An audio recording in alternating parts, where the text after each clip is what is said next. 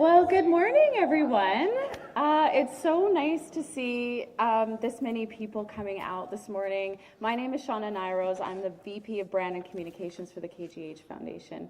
So just a little bit of housekeeping before we get started. We have about a half an hour speaking program today.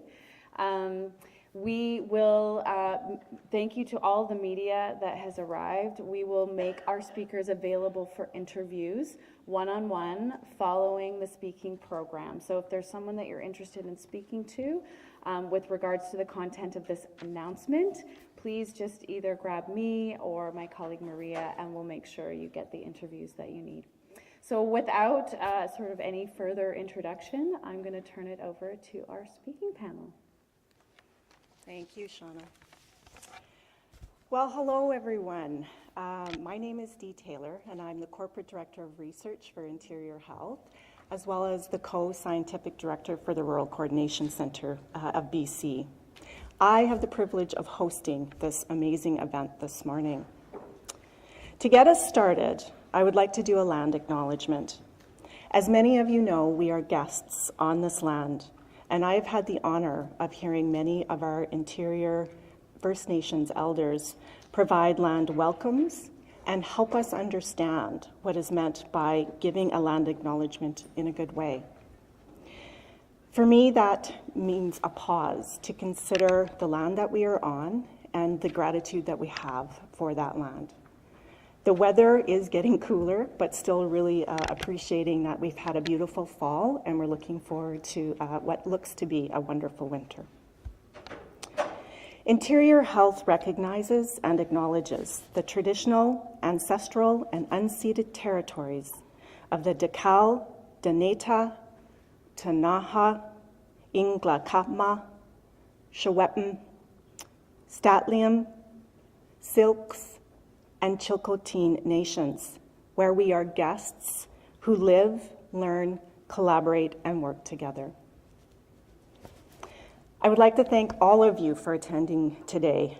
The media, all of the audience that have traveled in, super appreciate you coming.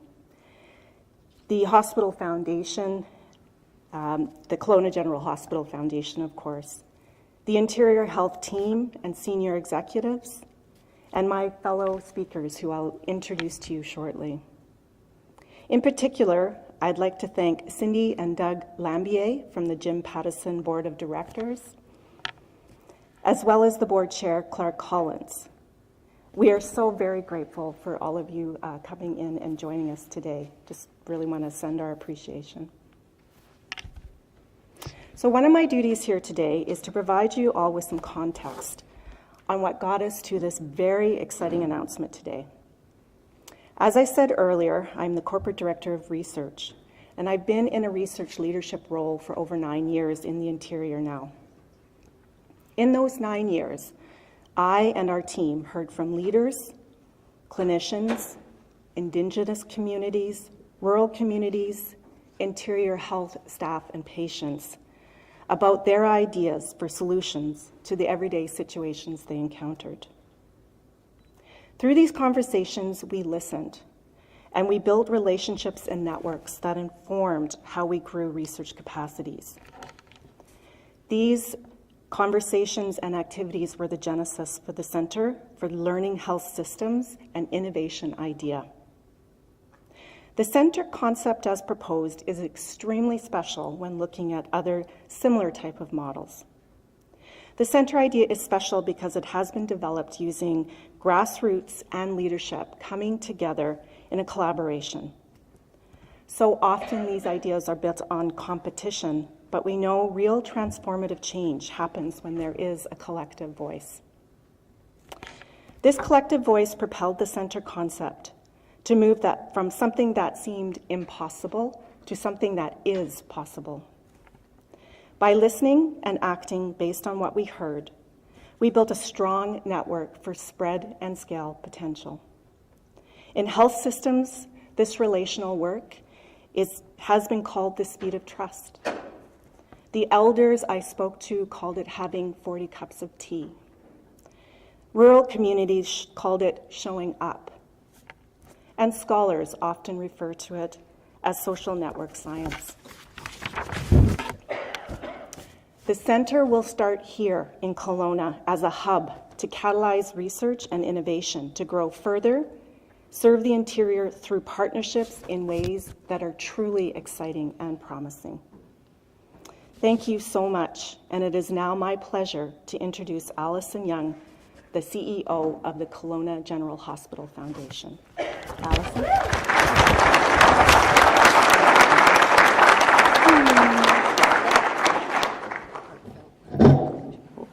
Careful with all the speakers here. Hello, everybody, and thank you, Dee, for that wonderful opening. And I reiterate her message. Thank you to all of you in all the different hats you wear for making time to be with us today.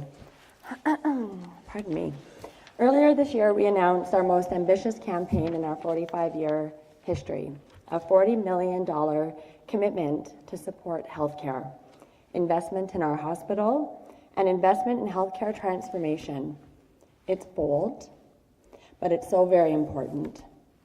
You, all of you in this room, and many of you who are unable to make it today, provided us the belief that something great was possible, and you gave us the courage to try, and since then, you've supported us.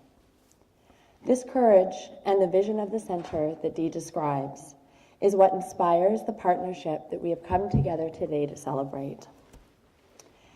It is my great pleasure to announce that the Jim Pattison Foundation has made a commitment of $5 million in support of healthcare innovation and the establishment of the Center for Health Systems Learning and Innovation at Kelowna General Hospital.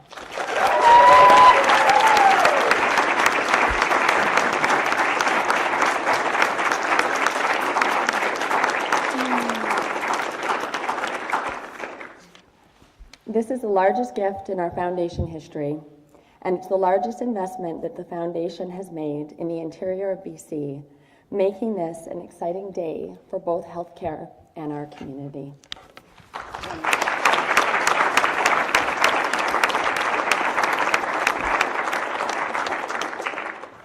Thank you so much, Ali. I really appreciate that. Now, could you please join me in welcoming to the podium Susan Brown, President and CEO of Interior Health, to give a few words.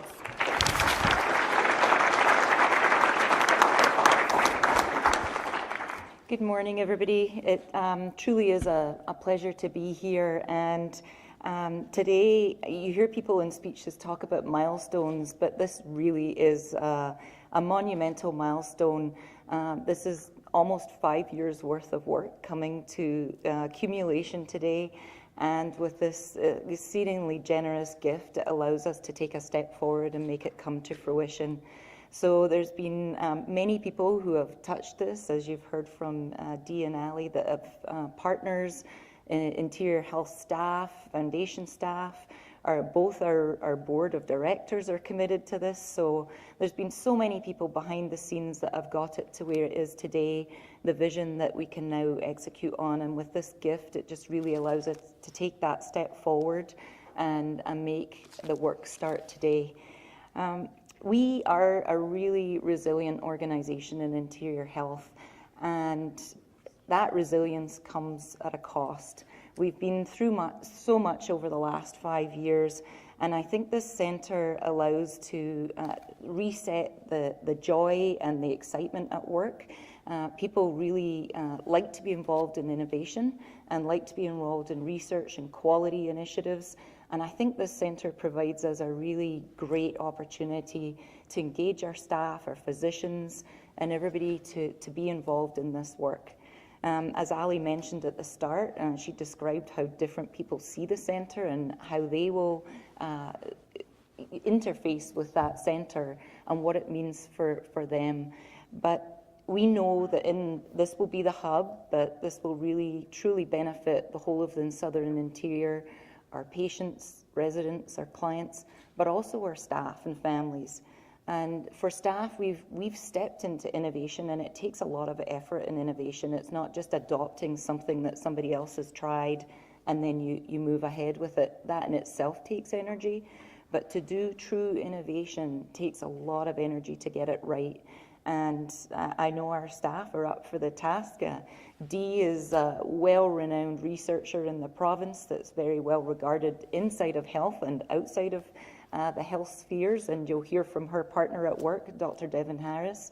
We've got great leaders who can help us make those visions come alive, and are very well respected by our own staff inside the organization and by the foundation. So I feel we're in great hands, and we've got great commitment from both our organizations to move this forward.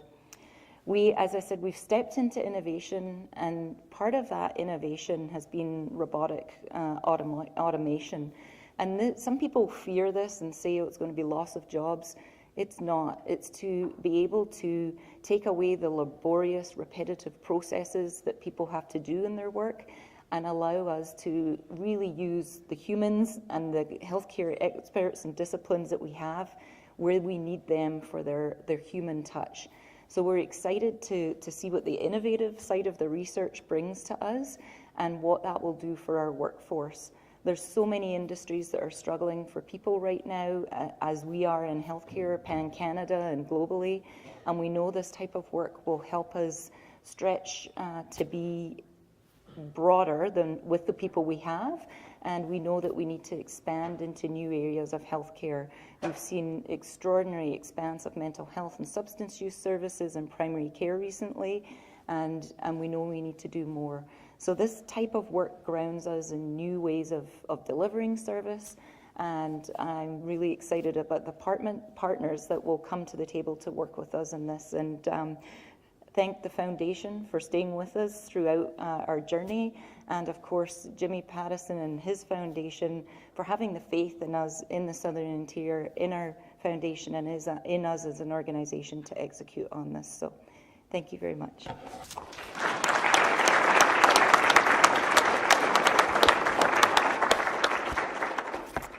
Thank you so much, Susan.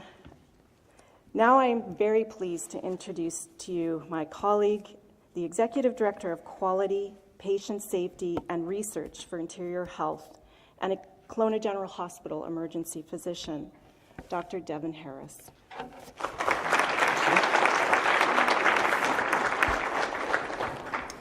Good morning, everyone. Thank you, Susan. Thank you, Alison, and thank you, Dee. Welcome to Cindy, welcome Doug, and also welcome Clark.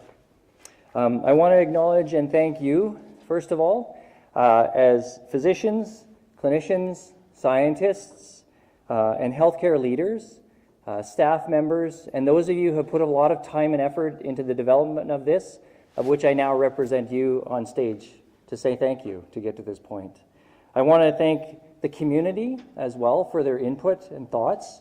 I want to thank the Foundation board chair and board for their courage in leading this and bringing us together to this point.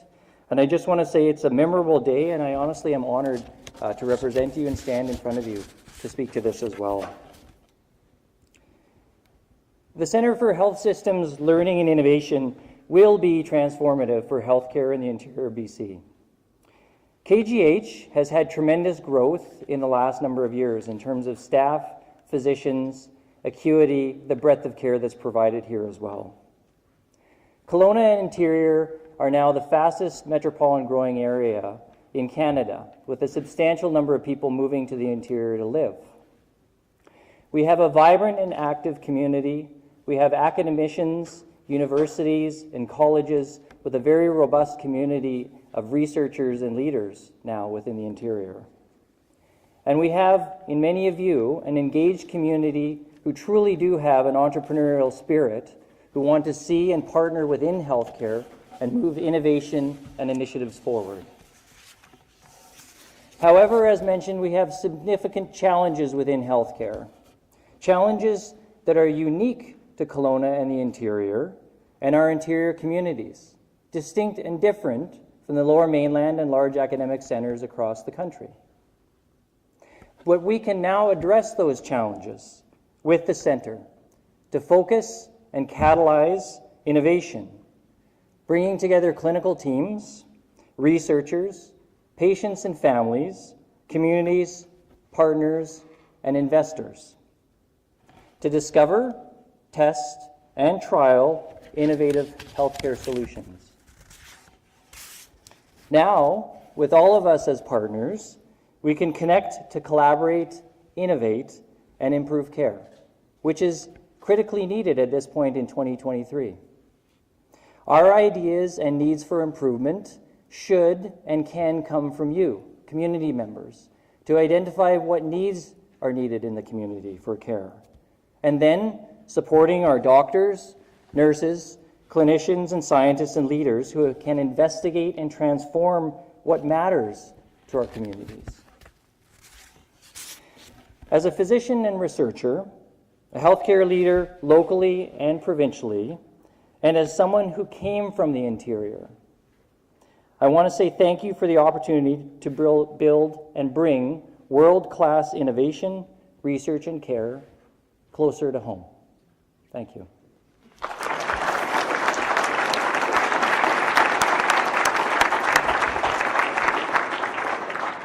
Thank you so much, Devin. And now it is my pleasure to ask the chair of the Jim Pattison Foundation Board to come up and share a few words with us here today. Please help me welcome Clark Collins to the podium.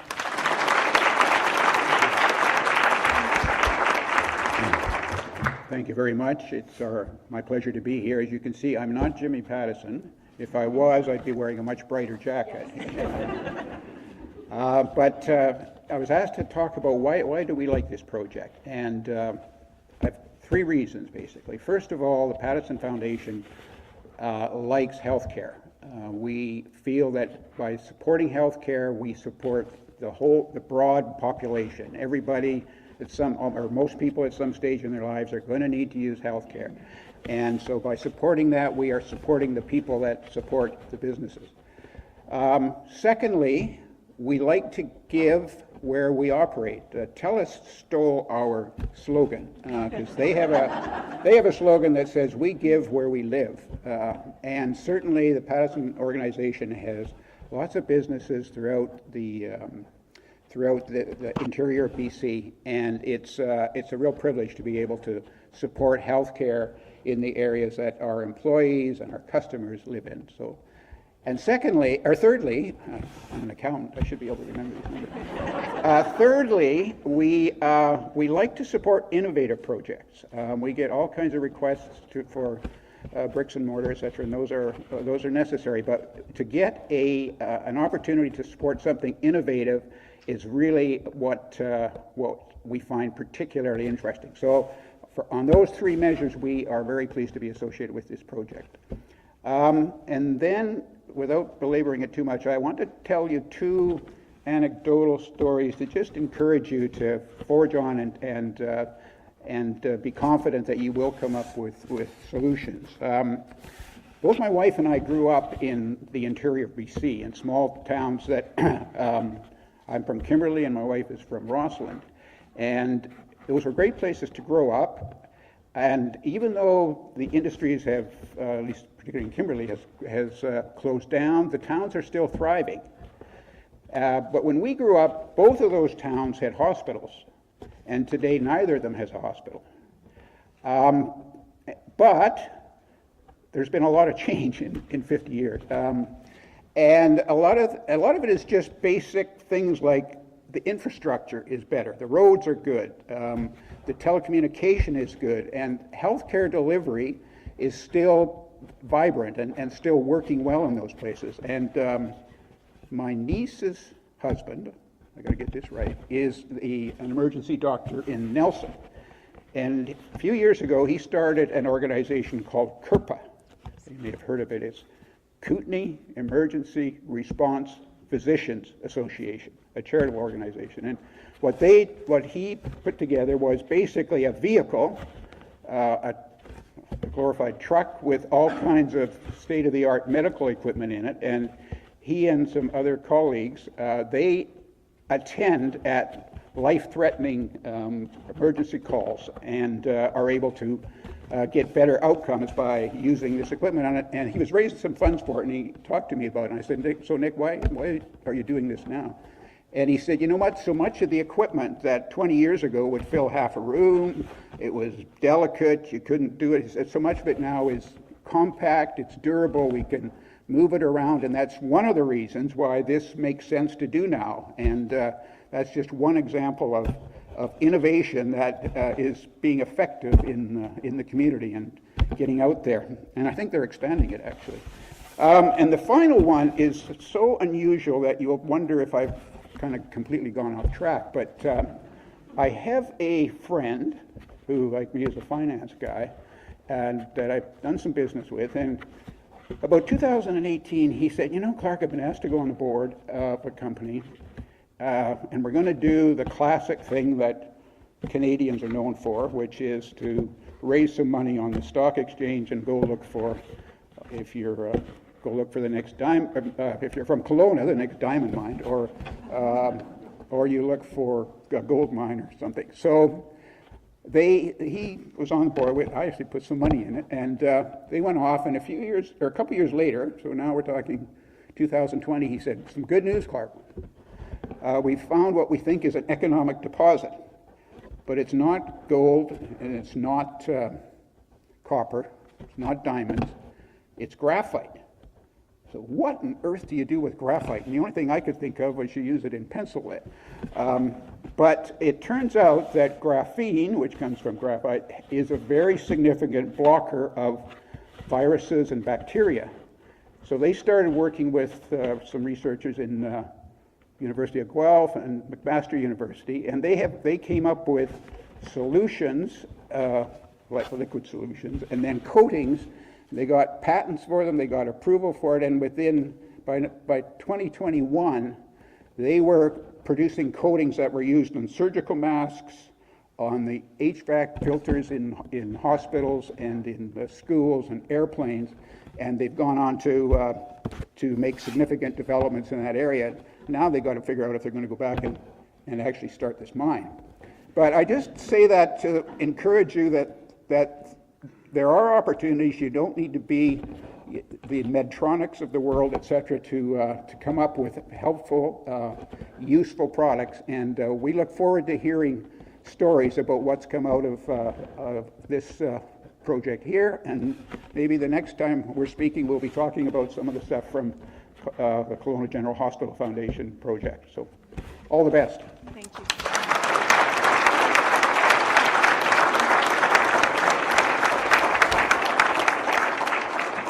Thank you so much. We are incredibly grateful to the Jim Pattison Foundation's generosity and leadership. And now we have a very special message to share with our community. Please turn your attention to the big screen.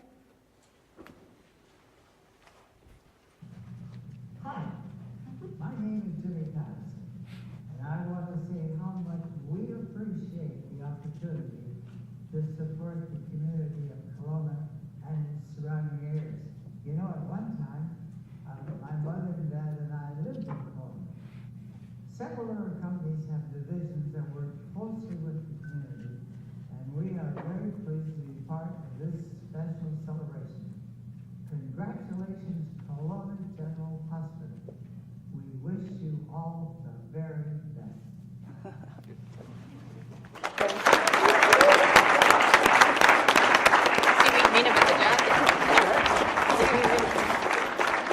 Thank you so much. And to close us out, I'm inviting Alison Young back up. Okay, well, thank you, and gratitude is definitely a theme today, as is what's possible when we come together. So thank you again for the stories, for the support, for the continued investment, and for continuing to show up. It is very clear that as a community, we definitely share one goal, and that is the investment of healthcare and how much it matters to all of us and how committed we all are to continuing to provide and contribute to the best care possible for all those living in this community and throughout the southern interior of British Columbia. So in conclusion, I invite everyone here, anybody watching, to join us in the days and months ahead as we continue to work together to transform healthcare right here in Kelowna and throughout the interior. The future of healthcare is indeed closer than you might think. Thank you, everyone.